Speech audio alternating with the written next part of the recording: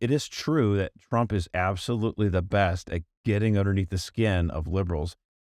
Donald J. Trump is now president of the United States. President Obama is the ex-president. Does that mean he's the best person to be president? Maybe. All right, everyone, welcome back to the LOOPcast, CatholicVote's weekly rundown of all things faith, culture, and politics. And guess what? Whether or not you like it, what was everyone talking about? It's Trump indictment. Is he going to get indicted? Is he going to be walking with handcuffs? Is he not going to get arrested at all? Those are all great questions, and we don't necessarily have answers to them, but we do have a lot of information as to why the heck this is going on, and whether or not you like it, this is the top story. So, Erika, you cut through a lot of the nonsense. A lot of this is kind of nonsense, but it's important for everyone to know what's going on here. Why is Trump potentially going to go to jail? Is he going to get fined? I don't really fully understand what's going on. Yeah. So I'm going to try and shed a little light on this. We'll start with Truth Social, of course. So Truth Social is Trump's social media platform. And last weekend, he took to the platform and he announced in big all caps, a very strange all caps post, "I'm going to be arrested on Tuesday" by the Manhattan DA, Alvin Bragg. And he called on his followers to protest. Again, all caps. This was He's a big caps very lock strange. guy. He's into caps lock. I think he feels like it really carries something of his persona or something like that. And of course, the media went wild, and everyone, to the left of center was saying, "Oh, he's inciting another insurrection. We're going to have riots in the streets." The Manhattan City Hall put up concrete barriers, preparing for, I don't know, some Les Miserables scenario to play out in front of them. And but to cut to the chase, what's going on?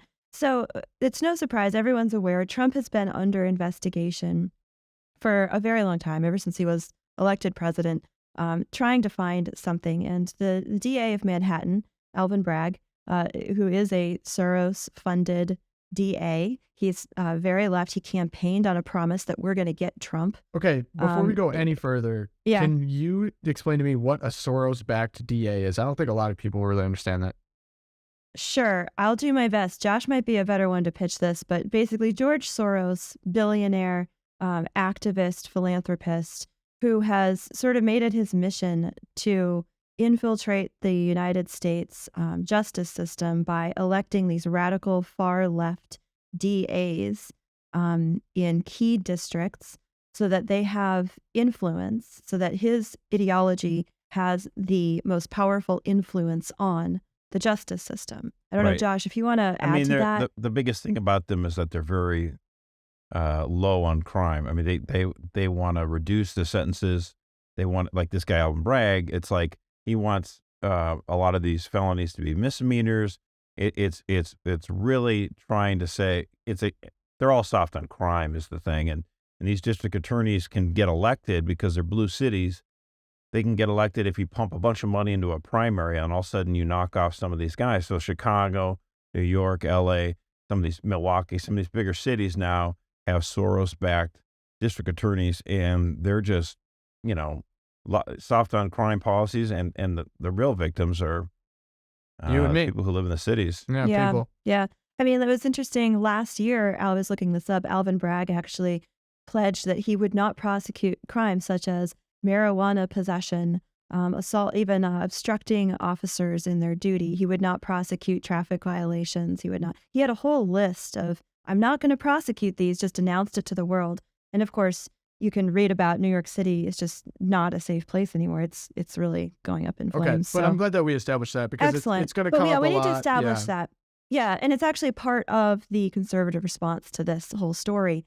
But what's going on? Okay, so we have the salacious and sordid saga of Trump. Did you like my alliteration Loved there, it. guys? Really, I was trying to be literary here on the LOOPcast. So the New York grand jury, it's hearing witness testimony on this case, and supposedly Trump got some kind of tip that they were about to make a move and indict him. The prime witness in the case so far that we know of has been Michael Cohen, who is a former Trump attorney who pled guilty for campaign finance fraud. He was convicted in 2017. He served a little prison time. He's out.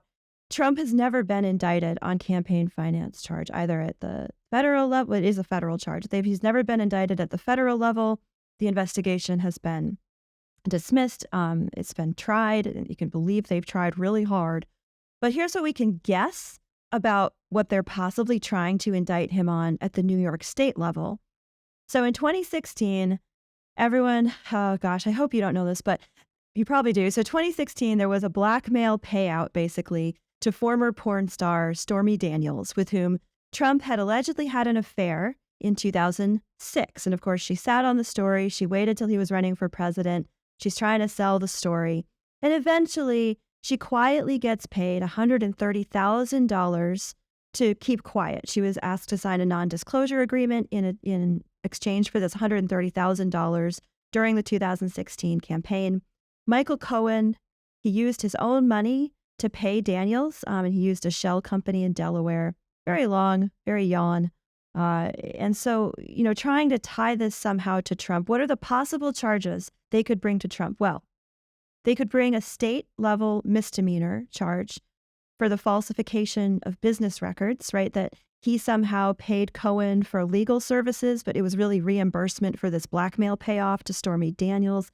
You would typically call this what celebrities call a nuisance settlement. So Trump denies any affair. He denies any knowledge of this payment.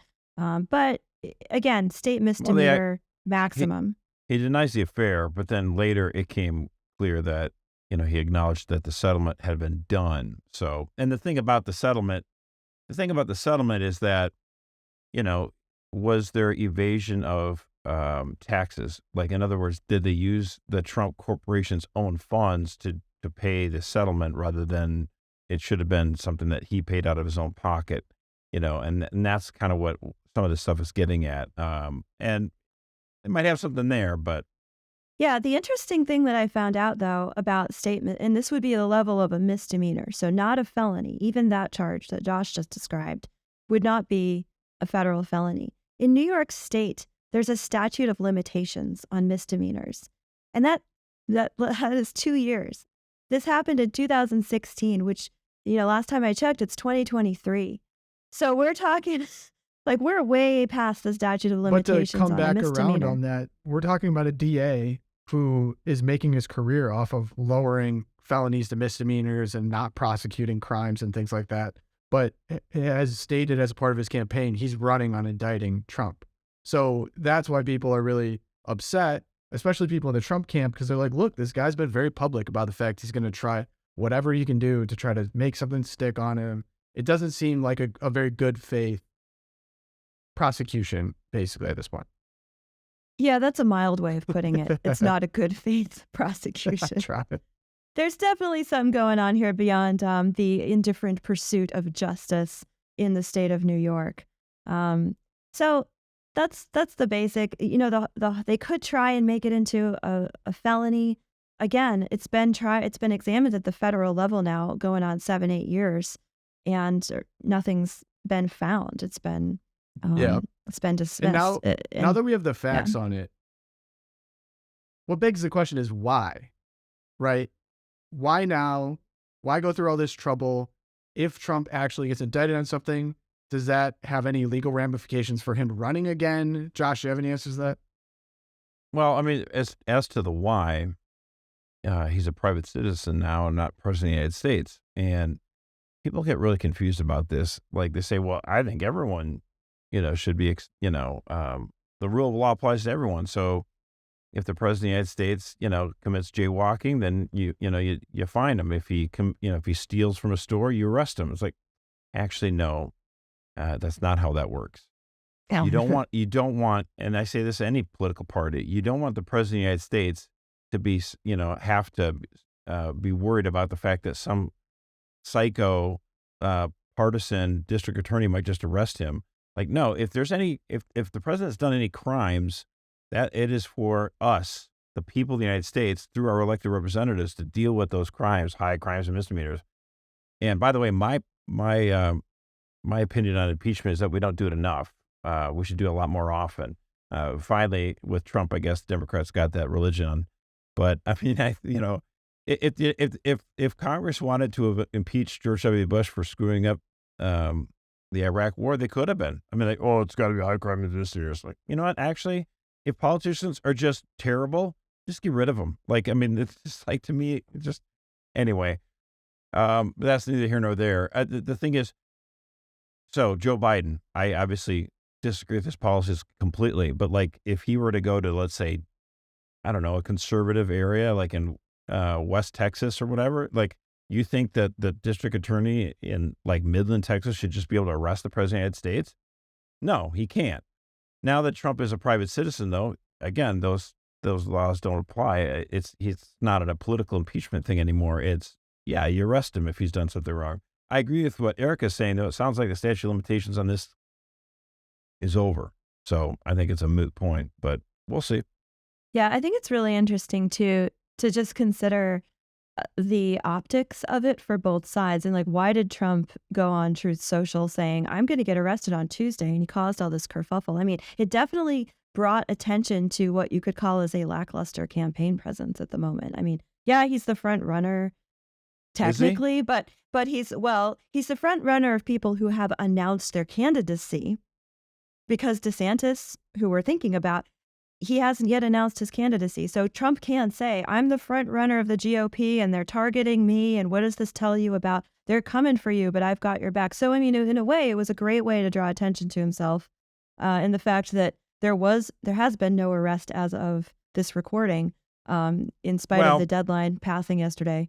I think I know what you're getting at. I think I agree. I think what you're trying to say, though, is that one of the biggest feathers in Trump's cap is that he could kind of say, the whole system's against me. The whole system's rigged against me. Everyone wants to try to stop me. They're going to do whatever it takes by all means necessary. They're going to blow over every law and just do whatever it takes. They'll throw the kitchen sink at me.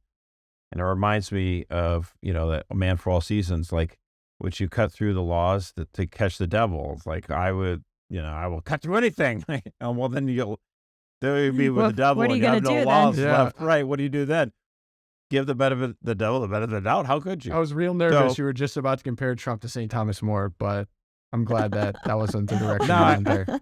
Maybe some people will be mad I'm comparing him to the devil, but no, the point here is that, the Democrats have involved themselves in a scorched earth policy. And, like, a lot of conservatives will just naturally think, if they're like willing to do everything they can to stop this person, and Democrats, are bad for the country, then maybe this guy's the best guy we got. And I would just ask people to think about that clearly. Like, it is true that Trump is absolutely the best at getting underneath the skin of liberals. Does that mean he's the best person to be president? Maybe not. But again, just because he's the best at getting underneath the skin of liberals doesn't mean he'll be the best person as president of the United States. Just a caution there. Yeah, thinking about that caution there, that just examining the case and thinking about it, what seems to be happening, what is happening here is that you have a whole movement of people in the justice system, Alvin Bragg here being the poster child, where you get this rhetoric of, we are going to ID the criminal, we're going to find the man, and then we're going to find a crime to assign to him. And that's the absolute opposite of what the American justice system, what any justice system should look like. Founding fathers should be like, yeah, that's awesome. Let's do that. No, they were tired of it happening in England. That's the whole reason. Yeah, exactly.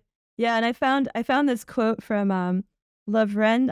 My Russian's a little rusty, guys, so bear with me. But Lavrentiy Beria, who was the chief of Soviet secret police under Joseph Stalin, and he said famously, "Show me the man, and I'll show you the crime." Oh yes. Meaning, you show me the guy you want to take down, and I'll find a way to do it. And that's exactly the rhetoric that we're hearing from not only the left, but in a snide and subtle kind of way. I was reading the New York Times this morning and their coverage of the case. It's very much, Trump's been under investigation. They're going to find what it is. Everyone just calm down. They're working on it. They had like 5 articles on the hearings today. And that's a very dangerous way to approach it. Well, that's because all the liberals woke up this morning and saying, I thought he was supposed to be indicted on Tuesday. What happened? Yeah. I need the New York Times to comfort me like a blanket.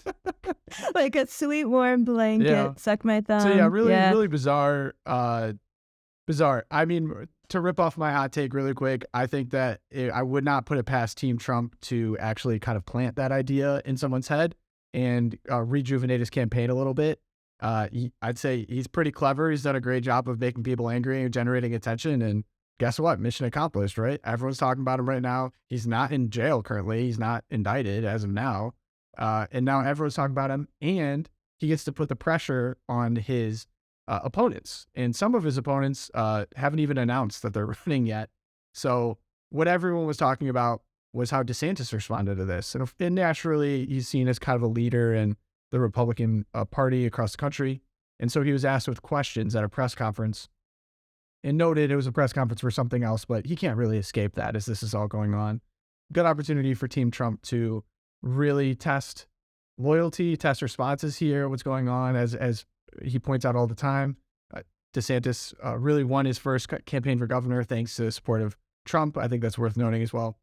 But how he responded, I found to be pretty interesting. And he kind of followed the same playbook for the most part that he's kind of taken this whole time. So during the press conference, DeSantis said, "I don't know what goes into paying hush money to a porn star to secure silence over some type of alleged affair," but said that Alvin Bragg, a Soros-backed DA, who was going after Trump for political reasons. So he really stuck to this is a Soros-backed DA. It's very political. I can't speak on the specifics, of course, because he doesn't know the specifics. No one really does. And then he also added, "We won't be involved in this. I have no interest in getting involved in some type of manufactured circus by some Soros DA. He's trying to do a political spectacle. He's trying to virtue signal for his base. I've got real issues to deal with here in Florida." And guess what? Trump's biggest fans did not like that response. There was a lot of hate directed his way, and I just don't know So how you think you to win yourself, there. why is that? DeSantis clearly said he's not going to allow a politically motivated witch hunt by a Soros-backed DA to come after anyone in Florida, including Trump. So why would that not be enough? It's because he got that dig in. And the fact is, I don't know what goes into paying much money to porn star, and that was that line was the perfect thing to know. Okay, yes, in case there was any doubts by anyone, that is your proof that Ron DeSantis is absolutely going to run for president. I mean, there's no way he doesn't get that dig in. If he decides, I'm not going to run, he doesn't say that. So he's running. I mean, everyone knew that. Some people are like, all right, everyone knew that. He should wait till 2028. It's like, oh, really? Why? It was but that's such a mild dig, especially for Trump standards. Like Trump famously calling people little Marco, talking about how small people's hands are.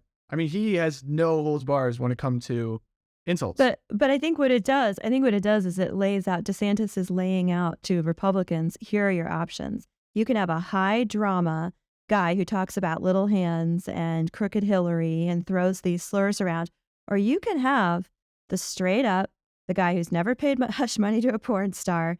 He has brains that comes across as smart and subtle, and I'm focused on actual issues that affect Americans here in Florida. So I think, he's definitely laying out to Republicans, do you really want the bull in the china shop, or do you want someone who is actually getting stuff done and just the no drama option?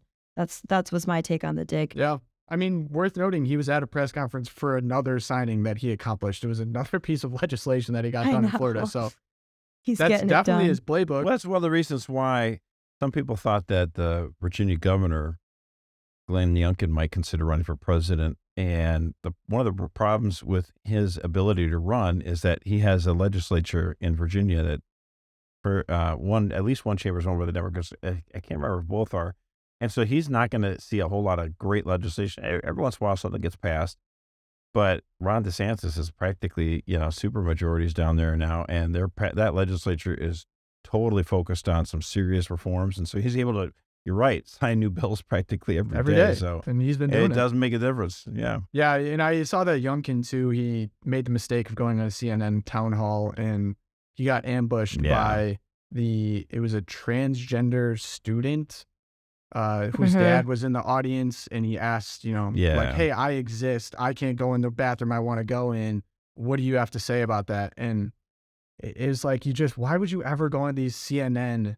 Like, you're going to get ambushed by something. And of course, like, I can't say he did a horrible job, but also I didn't think he did a great job at trying to answer that question. I mean, is there a good way to answer that question? It's so hard. And then to look at the flip. Like you said, DeSantis has both the House and the Senate. Well, and my way of answering that would be like, okay, does anyone in the audience think I should just be able to walk into a girl's bathroom right now? Like, hello, no. Everyone looks at it and go, like, dude, you got a beard and you're bald headed. Yeah. Like, you don't belong in a girl's bathroom. I don't understand this. Like, try to be compassionate. I get it, but like sometimes blunt language is just a little bit more helpful. Yeah, which I mean, to be fair, that's a big draw to Trump.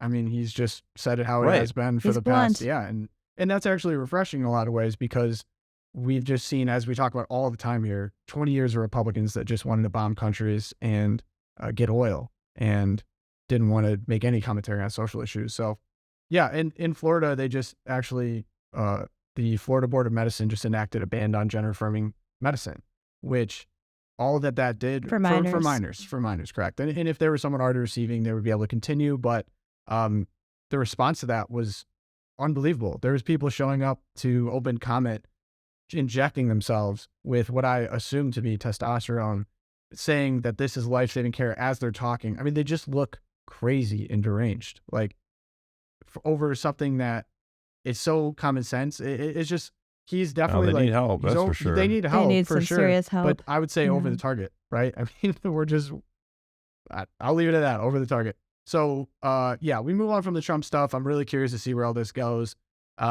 Let's move on. We need to keep this thing rolling. we got some important stuff to talk about. So, next section here. So shout out to Lillian. She's from Oregon. She emailed in on a couple of our segments, and I thought she had kind of an interesting comment. So we'll call this Answer the Inbox. So the email read, this was in reference to, in the Loop, we had a story about Compass Care in Buffalo. It was actually attacked for the second time. If you remember, if you got an amazing memory, it was attacked about a year ago and firebombed. So it was pretty much completely destroyed. And then this time, spray painted graffiti outside, a big liar on their sign. So I'll read the email here, and I thought it's worth responding to. So the Compass Care incident is not domestic terrorism, and you need to tone down the language, or every little crime will be labeled terrorism with the consequences attached. This was vandalism and a hate crime at worst, not terrorism. This was hardly what I would consider to be a real attack, which is an actual offense that I routinely worry about at churches and crisis pregnancy centers. Believe me, I'm fuming over the incidents and the lack of FBI DOJ response, which is the true and most concerning crime here. Blowing things out of proportion is a leftist tactic akin to Chicken Little proclaiming the sky is falling or the boy who cried wolf. No one will listen after time. It would have been better to simply announce another crime instead of using inflammatory language that does not fit the incident. Why not start a GoFundMe or, in quotes, or something less woke to try to help the facility repair the damage? And Lillian, I sincerely thank you for sending this in. I disagree. What would you have to say, Josh? No, I mean, like, the thing is, like, there's different ways that you can inflict terror on someone or someplace, you know, like, again, first of all, we've had hundreds of attacks on churches and pregnancy resource centers in the last 3 years. Hundreds. Not like one here and then a few months later, another one. That's like, we're getting at them like a clip of 2 a week. And the fact is, just because each incident you could take one in isolation and say, well, that one isn't super bad. I mean, I don't disagree with Lillian that if it just involves some spray paint, it's just kind of annoying. But like that one, that reason why I think what a terrible example to try to downplay it, because the fact is that one is where the CEO had told the FBI, hey, we've been already attacked and we think they're coming for us again. Is there anything you can do to help us out to try to track down the people who may have done this? You know, any help you could provide? And total silence from the FBI. And then boom, they get hit again. So with it, the spray painting wasn't so bad, I suppose, but maybe look, if you're the criminals, you're thinking to yourselves, I hit this place once, now I hit it twice. I found out that the FBI was contacted and they ignored it. Boy, it's just an invitation to come back even stronger. So I don't buy this idea that it's not a big deal. I mean, like, it's open season right now on churches and on pregnancy resource centers. And, you know, we've had testimony. I mean, obviously, there are several United States senators who have grilled Merrick Garland, and he said it was a problem. Merrick Garland said, yeah, it's just, and his takeaway from it was, you know, like, pro-lifers that protest outside abortion facilities do it during the day. And so if they're violating the FACE Act, we know where they are and we know what we can get them. But the criminals that attack your places, gosh, they do it at night, so it's harder to find them. As if we've never heard of cameras or anything, but whatever, And so, like, this idea, I just don't think it's true that it's a downplaying. You can take this in isolation and say, boy, it's not terrible, but it's like there's different ways of defining terror. If you're running a pregnancy resource center and you've seen so many of these places attacked all the time, and you're the one in Buffalo who's already attacked, and you're worried it's going to happen again, and then it happens again, that is terror. Yeah. Well, So I don't understand. I can't disagree. Associated with terror is fear, and these pregnancy centers have to live in fear for doing a legal, legitimate, and compassionate job. How many jobs out there do you have to just constantly live in fear for your own life? The only thing I could think of is like policemen, maybe if they're in really dangerous areas. But certainly. But so, for example, but you don't have to bomb it. It doesn't have to be bombed or set on fire for it to be considered terrorist. Yeah. To instill a chilling amount of fear. Just ask yourself, with all these attacks on pregnancy resource centers, are people going to be more likely to start up a crisis pregnancy center? Are people going to be more willing to volunteer for crisis pregnancy centers? Are women going to be more likely, if they're in a crisis pregnancy, to go to a pregnancy resource center? Definitely not. I mean, could you imagine going to work every day having to wonder if someone is going to throw a firebomb into your office? Like, even if that's not what they end up doing, it's them basically taunting you, saying, we know no one's going to come stop this. We know that the FBI is not going to get involved. I'm just going to keep taunting you and letting you know, hey, remember that time we firebombed? Yeah, that could happen again if you keep doing what you're doing. So yeah, I wanted to address too. Because I think this is a common misconception or interpretation among Catholics, because we don't want to blow things out of proportion, and we don't want to employ leftist tactics like Saul Alinsky and all that. So I agree with her there, but I think in this case, as Josh just said much more eloquently, that's not blowing it out of proportion, because it is part of a larger pattern, and it's an environment in which these people are working and living, that you don't know what's going to happen next. And you also know the FBI is not going to be there for you. Law enforcement's not going to be there for you at the federal level. And I would say it's actually the secular media and even local news, when they report on these incidents, they're the ones saying, oh, it was just a little spray paint. So it gets a little paragraph on page 3 at the bottom. Or if NBC notices it, it's because it was something in DC. They don't notice all of the other incidents in the middle of the country, right? And they're missing the larger pattern. So they're doing what Lillian is suggesting we do. We're trying to put it in context and say, hey, this is a much bigger picture. Yeah. That's what we're trying to do here at the Loop. Absolutely. So. Yeah, I mean, just a reminder that, the Ruth sent us and all that kind of stuff, like the Mother Mercy's Jane's over. Revenge. Jane's Revenge. Yeah, come on. I mean, it's like they marked their stuff. They spray painted it on the wall of that Compass Care in Buffalo. It's like, how could we not? It's unbelievable to me that we haven't found any of these people. And then also that they're not being prosecuted using the FACE Act. So if you want to count the score here, we have, I believe, 16 plus pro-lifers being charged right now currently with the FACE Act by the federal government. As we saw with Mark Houck, it carried almost up to 11 years of prison.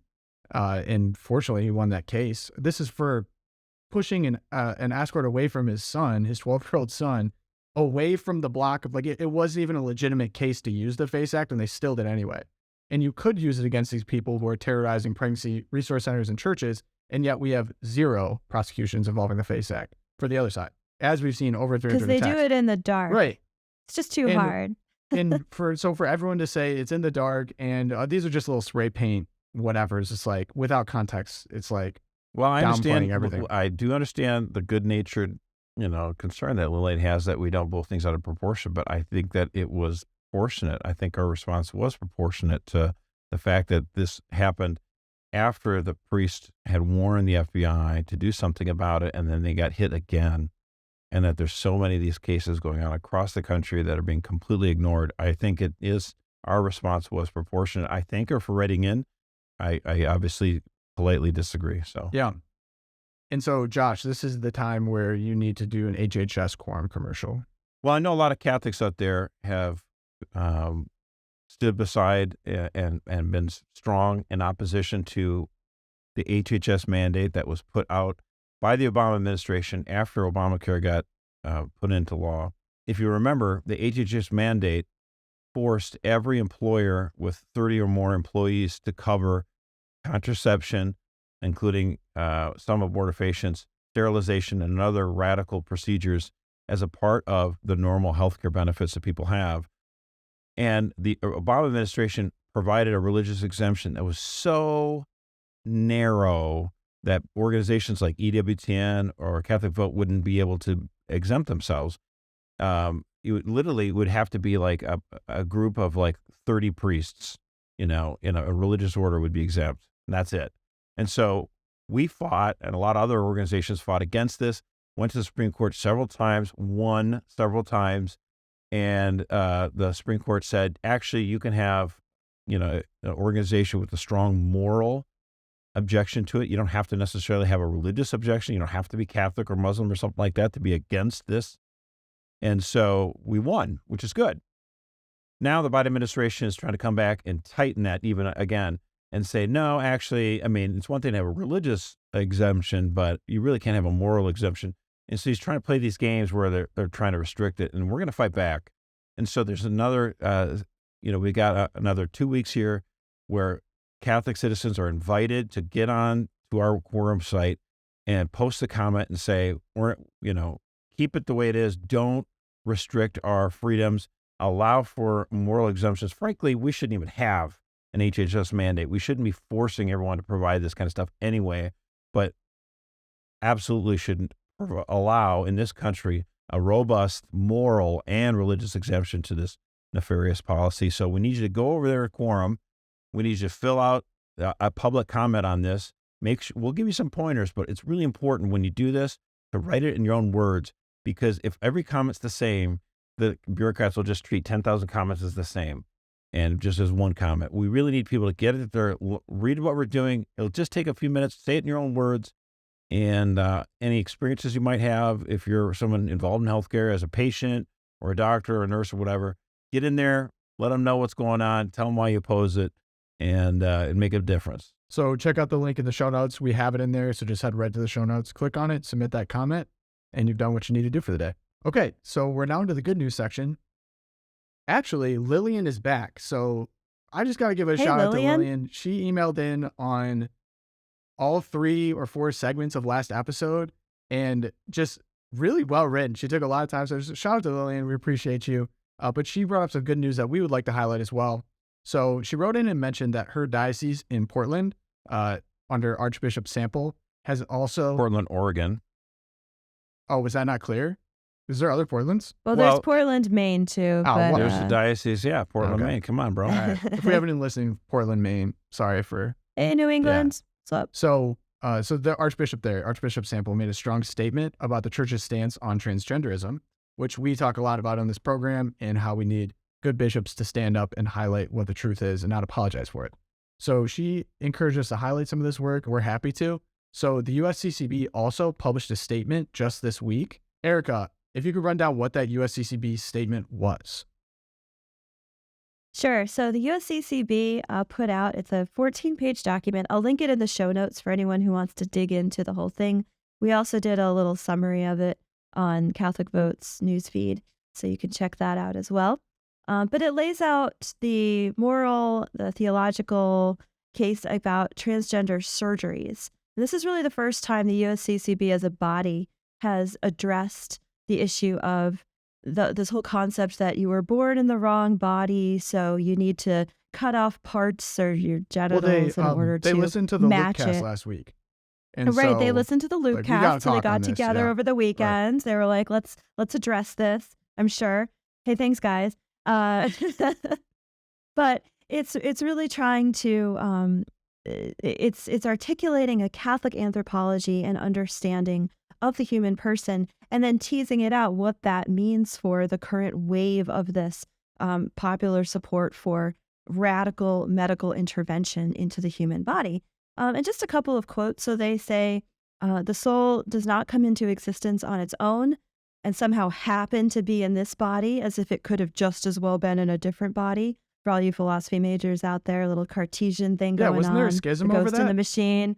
Yeah, well, I think there's a few Yeah, there's heresies heresy on that one, associated with this. too. Yeah, yeah. And it says clearly a soul can never be in the wrong body, and that transgender surgeries like bottom surgery or cutting off healthy breasts, vocal cord surgeries even, these are designed to make the person appear more like someone of the opposite sex, that these are actually misguided attempts to alter the order of the body, the order of the human person, and replace it to something else. And it is not just a religious issue, right? But this is a moral, a human issue.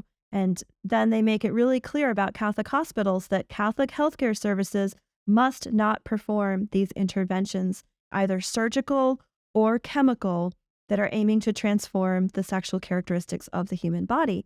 So it's a very clear statement. There's a lot of support for this document. It's a step for the bishops to actually apply Catholic teaching to a very current medical controversy. And then there were some voices of dissent. Can probably guess who I'm going to say next. Our friend, Father James Martin, took to Twitter and in response said, maybe instead of the bishops saying words about this, they should just listen to trans people. So we did a lot of listening, at Outrage this Father week. James Martin, if you're listening, you have an open We love invite you, on this yeah. show. Seriously, I would We want to come love talk to to you. talk to you. That would be such an Yeah. interesting episode. Seriously, because we keep getting all these, Twitter mentions and like, let's just talk. Like, I'd be curious to hear 2 cents on that. Yeah. Well, he was very clear that he feels like people with our convictions should not be talking at all. Yeah, right. Ever, Or the especially bishops. Yeah, bishops. especially the bishops need to zip it because we need to listen to some lived Stop experience. talking. Well, Yep. that's interesting, though. I mean, he wants the bishops to stop talking, but like anytime a conservative complains about the bishops, there's Father James Martin to say, "Oh, yeah, you're not listening to the bishops," or the certainly the papacy, if we grumble about what he's done in the Latin Mass or Laudate Si or some of these other documents are kind of a little bit different. I'll offer some comments like, you don't listen to the church. No respect Well, and for here authority. comes the shepherds. Here comes the shepherds to say, hey, actually, the trans movement is going completely against what we know and understand about the body and soul. He's like, don't listen to the bishops. It's like, dude, Yeah. what happened? Like, what? I mean, it's like 5 minutes ago. You're like, these conservatives aren't listening to the bishops. Mhm. Yeah, I wanted to point out too that just give a shout out here to Jim Russell, who's a guy I follow on Twitter. But Jim Russell, he commented on this phenomena that your Father James Martin and like the National Catholic Reporter, the way that they present themselves is, we object to this transgender statement because the words are hurtful, right? The words are too hurtful. Or when people say things like homosexuality is objectively disordered, the words should be changed because the language is hurtful. And Jim Russell on Twitter last week, he goes, FYI, I love this, read the wording of this doctrine. Everyone knows it's not the wording you object to. Stop saying that. It is the meaning that you object to. And this push to change the wording of the bishops, they should use kinder words. They should use gentler words in the catechism. It's a smokescreen. They want to change the church's teaching on the human person. And so don't be fooled by this. Oh, we need to listen because we've hurt people's feelings. That is a total smokescreen. The mission here of the NCR of James Martin is to change the church's And teaching. an insult to linguists for all centuries. Because Yes. words, how many Linguists, we how support many you. years did people debate over like biblical interpretations or even just interpretations? Yeah. Oh, the of- Nicene Creed, Yeah, right? Like one word. words are It means really something important. because they mean Yeah. something. Right. Shout out to all the linguists, but yeah, they're not trying to.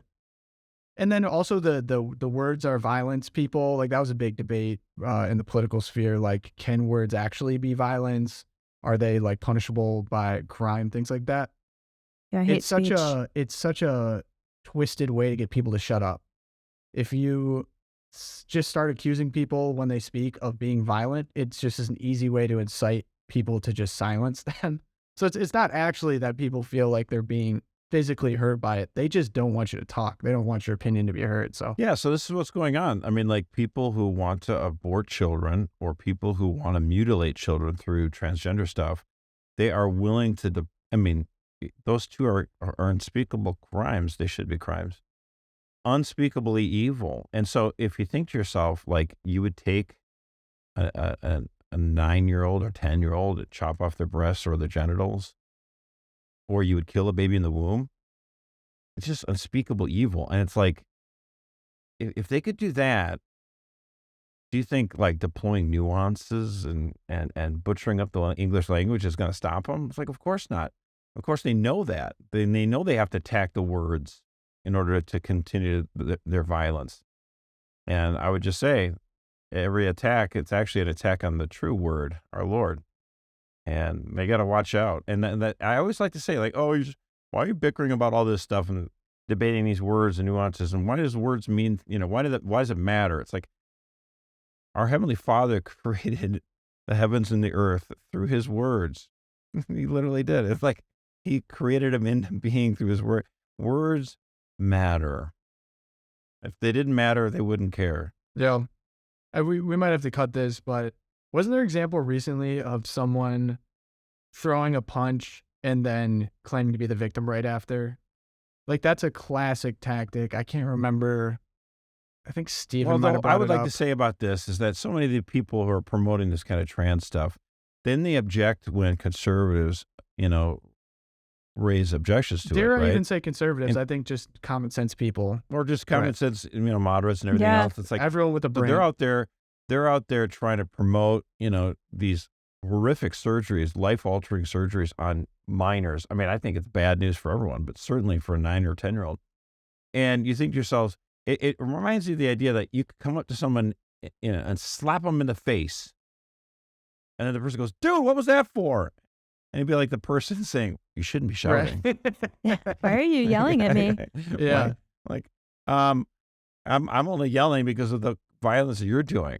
I'm not going to sit quiet. Yeah, it's a classic tactic. It's like the worst abuse. It's a classic abusive relationship. Oh yeah, tactic. geez, you want to get into it? You see in abusive relationships, especially like men and women. I mean, women can do it to men, but typically it's male and female, and just like harassing your wife, beating up on your wife, and then being like, "Why are you complaining? I gave you this nice house." It's so ugly and twisted. Get deep into that psychology. We don't need to go there, but. Oh, sorry, I'm married to a neuroscientist. I feel like we get one of those an episode where you say something really psychological, and I'm like, oh yeah, it makes sense. You just got to understand through the lens of you're married to a. And then you're like, let's cut that. Yeah. No, that's good stuff. But hey, we talked about a lot of sad stuff and negative stuff, but once again, even in sad stuff, there's good stuff. And I think the bishop's statement there was a really positive, worth highlighting. We'd love to see more of it type moment. So. For all the people that I agree with you, and it's just now they got the shepherds. Thank you for this statement. This was a good statement. I agree with you, but they do have to follow it through. They got to make sure that these hospitals are sticking to the guidelines. It's not enough just to say the right thing. You got to make sure that these organizations and institutions are following through on it. Absolutely. All right, so that brings us to the Twilight Zone, everyone's favorite segment. Erika, you got a good one this week. What's going on? Oh, hey, I'm heading to the West Coast here. My favorite, San Francisco. Always good for a Twilight Zone tidbit. So this past week, the San Francisco Board of Supervisors gave its unanimous support for a reparations plan. So the Reparations Committee, of course, is concerned with minorities who have been disadvantaged in American history, and San Francisco is leading the charge on righting that wrong. So the Board of Supervisors approved their plan to pay for a payout $5 million to every eligible Black adult, the elimination of their personal debt and tax burdens. I'm literally quoting the policy here. I'm not making this up. The elimination of personal debt and tax burdens, guaranteed annual incomes of at least $97,000 for 250 years. That's for when San Francisco adopts like the perpetual use, whatever they're finding. 250 and homes years? in San Francisco. They can also purchase a home in San Francisco City proper for just $1 a family. They will vote on the final proposal this June. Now, I looked it up. Turns out San Francisco never had slavery because California wasn't even a state yet, which means that most people who live there, most Black people who live there, their ancestors, most white people who live there, their ancestors never had slaves. and are now going to be paying people whose ancestors never were slaves. Here's okay, the thing. well, too. hold on. Yeah. Hold on. Where do I Wait, even begin? hold on. Wait, no, stop.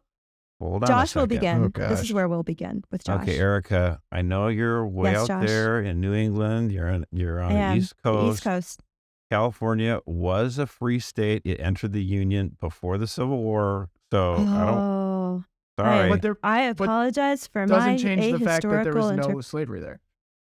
there There was no There slavery. was no slavery in San Francisco. And actually, if you want to talk about race relations in San Francisco, what was much worse than slavery would have been the way Chinese were treated, in the 19th century in terms of building the railroads. I mean, of course, I would say Chinese weren't the only immigrants that were mistreated, but I'm not trying to say that. Right. as So a they're way to not downplay included it. Talk about in Japanese this. internment They're not camps. included in this $5 million plan. This is for Yeah, no, No, this is just black adults. Just Because- black which adults. is that's what I'm saying. It's Right. mysterious. Like if you're going to do anything, yeah.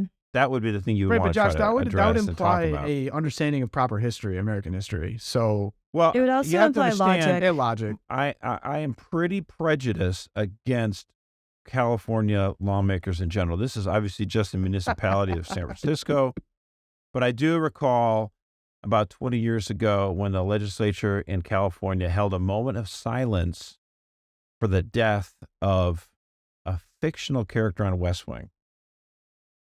Wait, what? Oh my gosh, that's Twilight A Zone. fictional character on My West brain Wing just died, stopped. and they had a moment of silence. Josh, now that was ridiculous what you Wow. just brought up, but if we could just go back to this reparations plan for a second. It sounded like they just asked a third grader to make up some numbers. 250 years, 5 million, and then they're like, how much would you like to buy a house for? How about $1? Like, $1? let's do it. $1 sick. Also, The issue being no one Well, the wants a $1 house in San very Francisco true. because their crime then rate it's not is given through away. the roof. If it's $1, then there's a legal reason for it's but $1. Josh, I like so- to hold to Yeah. my theory that they just asked a third grader about how much houses cost, and they're like, $1 sounds reasonable. I don't actually think that this is going to in any way be implemented. I don't think do it's possible. No, it's I not do possible. think it's one of these cases where, we've used the term before, virtue signaling. These lawmakers want to show how virtuous they are. I'm so against racism. I'm willing to provide reparations. We're the first, to do reparations and stuff like that. And I just find the whole concept of reparations to be so vulgar because, we as a country, I said this before, hundreds of thousands of people died in the Civil War. I mean, it's like, give me a break, or were wounded. And, it's like, that was the payment, that was the penance. Yeah. For this. Now, that doesn't mean everything was perfectly wiped clean, absolutely perfect. No, there's still injustices that had to be fought, but I just feel like it's an insult to everyone who fought and died at Gettysburg and all the other places that we just kind of like, oh, ha, ha, ha. Here it is, 2023, and we're going to, wait, what? Like, no, it's a joke. Well, and I think, too, it's an insult to Black Americans to be like, here, guys, it's just continuing the racial divide. We're going to continue to put you in the box black, and we will dump money into it to make ourselves feel better about ourselves.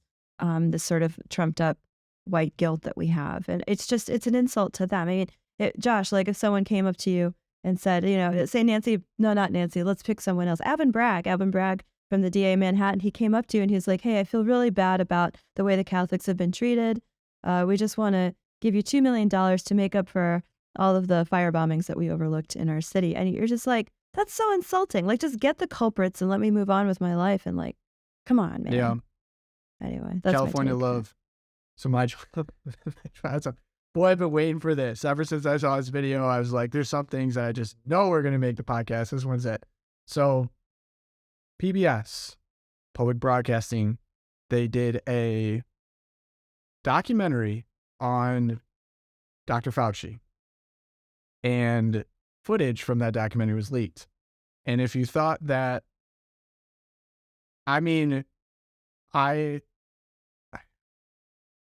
just need to just like, who thought this would be a good idea and that it would come off well? I don't know, but specifically footage of Dr. Fauci and DC Mayor Muriel Bowser who I have personal beef with because when I went for the March for Life, she instituted a policy that said you couldn't even go inside buildings if you were unvaccinated. And so I was outside in the freezing cold, and she knew she knew that the March for Life was going on. She implemented it right before. So not a huge fan of her.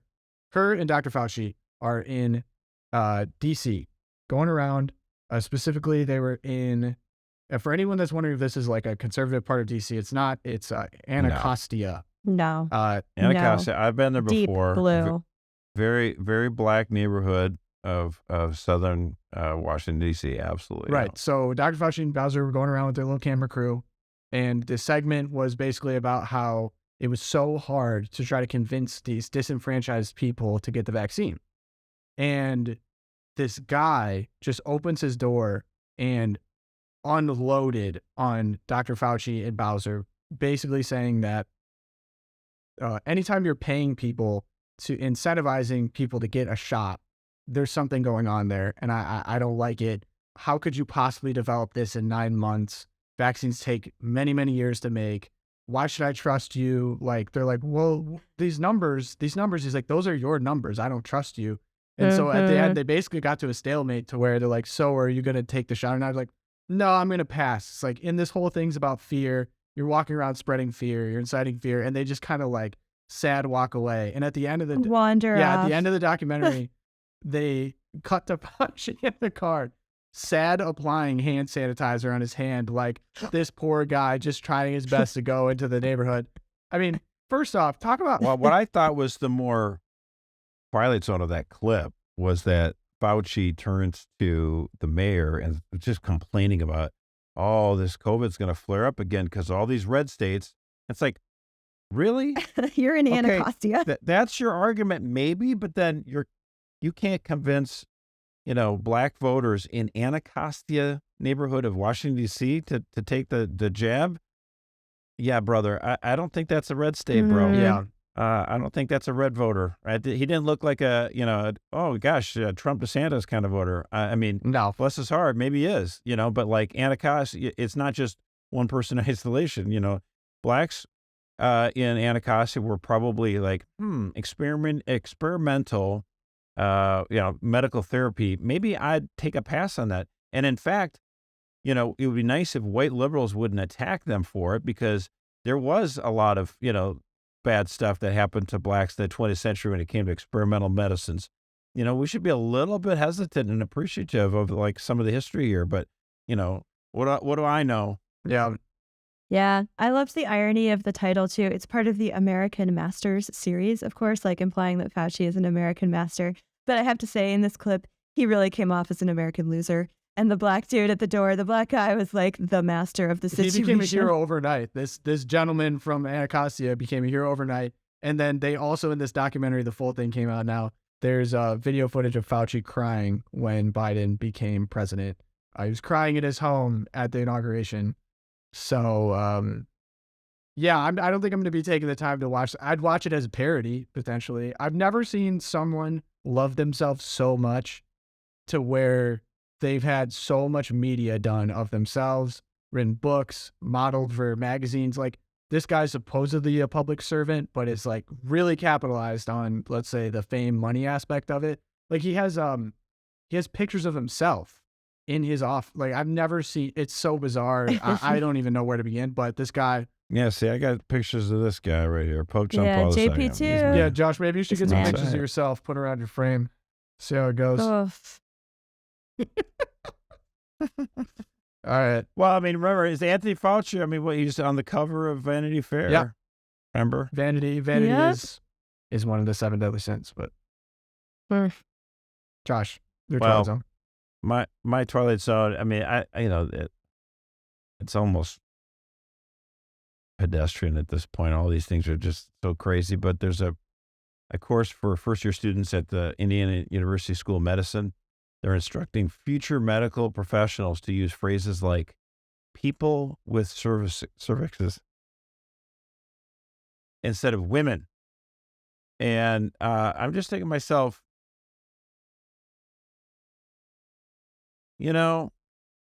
for there's a good 20, 30 years where conservatives were like, we don't want Title IX. We want sports really to only be men. And women are like, no, women should be able to have sports too. And that was the big fight, like in the 70s and into the 80s or whatever.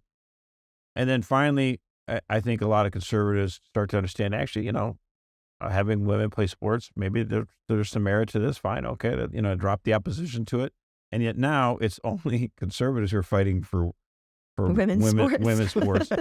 and we see the erasure of women's sports because men are saying, I know I look like a dude, but I'm just going to be a girl because I can't swim as good, so I can compete against these guys.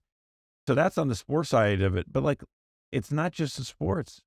Like medicine, you want your doctor to like refer to you as just, a person with a cervix. Yeah. Maybe we should campaign for sports for people with cervixes. Maybe that would like make it clear that there's a biological difference that should be respected. They don't care. Once again, the people who are in favor of this, they don't care. Thank you for reminding me. You cannot reason with communists. Just, they don't care. Like, we don't play the games. Yeah. It's true, though. I agree with what you're saying. Like, these people do need to be defeated. And yeah, they're not here for a reason I just feel like, if I were a lawmaker in Indiana, I'd be like, why are we sponsoring and supporting this institution that's, you want to talk about it totally anti-science. You can't even say that there are men and women. The guy that blew the whistle on this was a professor at Indiana. Like, he had to be anonymous, but was like, this is a humongous problem, and it's going to cause so much havoc, not only in our school, but at in the medical profession if this gets anywhere past this. So, yeah, Erika, you're off to the Connecticut March for Life. I am. I'm off to the Connecticut March for Life. I'll see Peter Wolfgang. Shout out to Peter. Yeah. And best of luck. Yep, marching in a blue state. It's almost like marching in DC. On the ground. In fact, it's just like beautiful. I wonder if you'll see Fauci out there trying to convince people to get vaccinated. We'll see. Oh, that'll be fun. I'll go talk to him. Part of his tour. Some footage. Yeah. All right, cool. And this has been this week's edition of LOOPcast. Thank you so much for tuning in. If you want to help us out, it's easy. 5 stars on Apple Podcasts, 5 stars on Spotify. You could hit the inbox at loopcast@catholicvote.org. Clearly, we're reading the messages. We're interacting with you. Shout out to Lillian this week. We'd love to answer more of your questions. And signing off. See you on the next one.